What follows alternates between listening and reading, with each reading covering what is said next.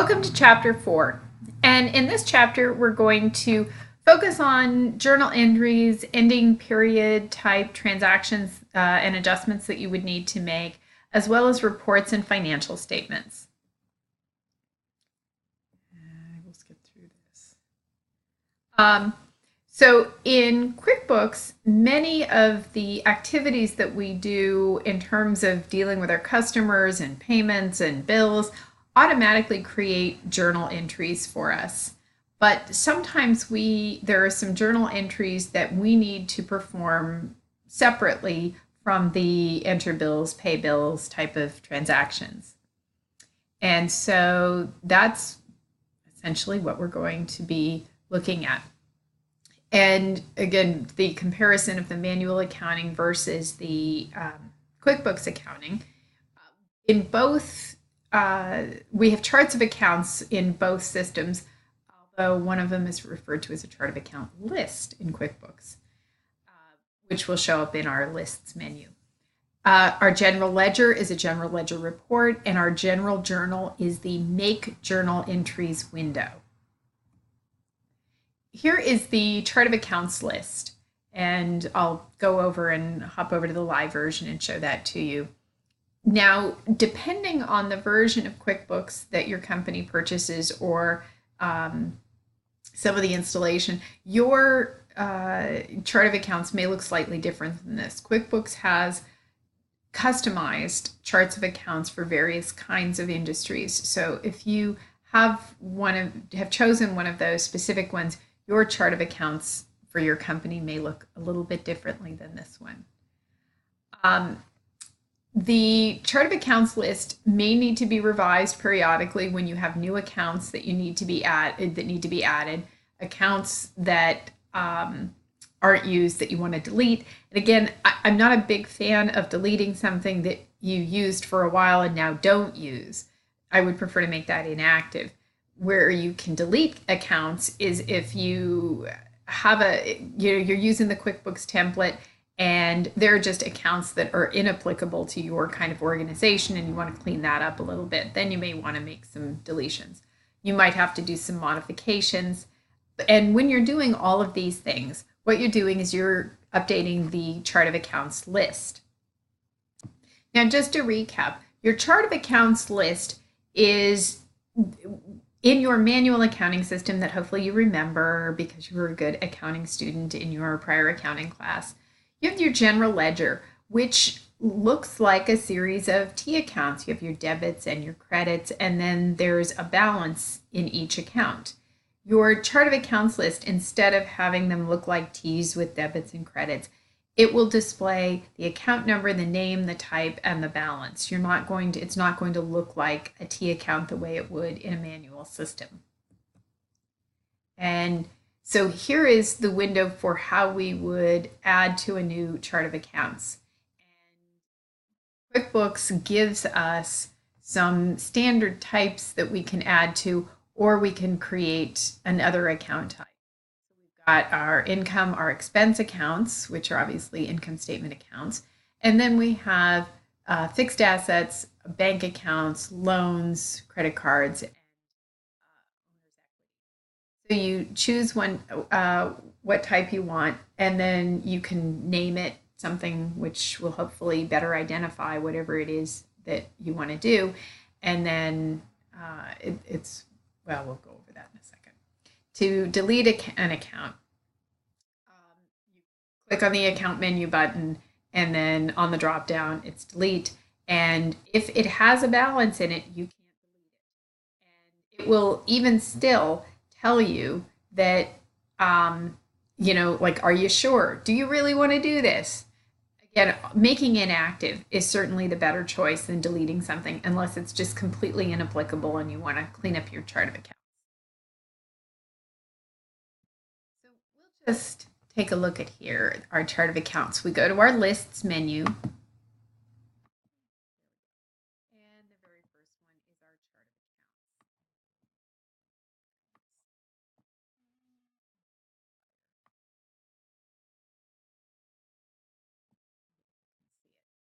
accounts.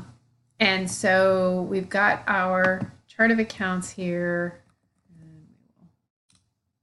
scroll down, I'm actually going to maximize that so that you can see down here all of, and this is, if we want to include our inactive accounts in this list, we can do that very simply. This is why, again, deactivating an account will clean this list up, but doesn't make it so far out of reach that it's kind of a hassle. So we can go into activities from this,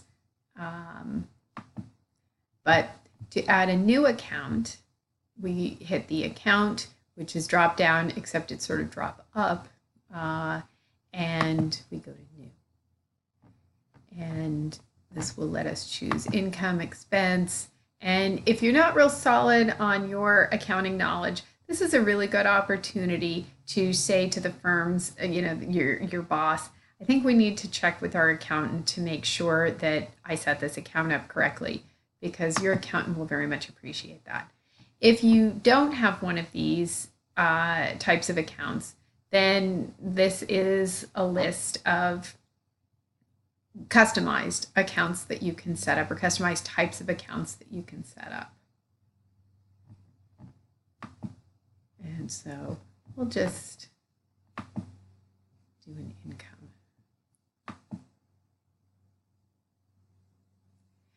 And so you give it a name, select from examples, kind of examples, sales. So for me, as I've alluded to previously, my income is segregated. I track my Vermont account separately from my New Hampshire account. And so what I would do, but I don't want to have those be complete sort of standalone. I want those to be sub accounts. And so let's just, for me, I might do.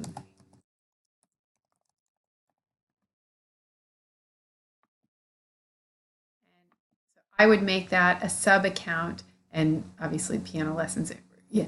But I would have an overarching revenue account for myself, so that when it comes time to do my taxes, the IRS literally doesn't care whether I make my money in Vermont or New Hampshire. So I don't want to necessarily have to go through and add up all my separate revenue sub account or revenue accounts that I've created. So that's why I make them sub accounts under the one overarching revenue account. And then I can drill down into them if I need to. But so if I had a revenue account overarching one, that would be what this is. And our description, we can call it whatever it is. QuickBooks also works with TurboTax and maybe some other commercial tax preparation packages. And so this is a way that if you want to be able to export your information directly from QuickBooks into TurboTax, this is where you would basically do the kind of field mapping for the tax return to make sure that those things then get exported into the tax software into the correct line. And it even offers a way to show you how to do that. But if you're not sure, it's better to ask your accountant and get this right than to clean up the mess later. And so you can save and close, save and new, but I don't actually want to create this right now. And if we get over here and we go, gee, that really wasn't the kind of account we wanted, we can change that from here. So this gives us an opportunity to not have to quit and go back, especially if we've entered a bunch of stuff and then went, oh, you know what? That's not an income account. I don't know what I was thinking. This gives you a chance to save it without, to salvage the transaction without having to start over from scratch if you've already done all this other stuff. And so I'll just touch briefly. In the event that you decide to do your edits, basically you're going to highlight an account here. I'm not going to edit this, but if I were going to, we would hit the delete versus just making the account inactive. Now, if I want to edit the account, this is how we do that. We get our account here and I can make whatever edits to it that if I want to make it a sub account of something else, I can edit it and do that. And so now we will hop back over to the slides. And we talked about how to delete an account, as well as how to edit an account. Now, trial balance is probably a good place for me to stop this video and go on to the next one.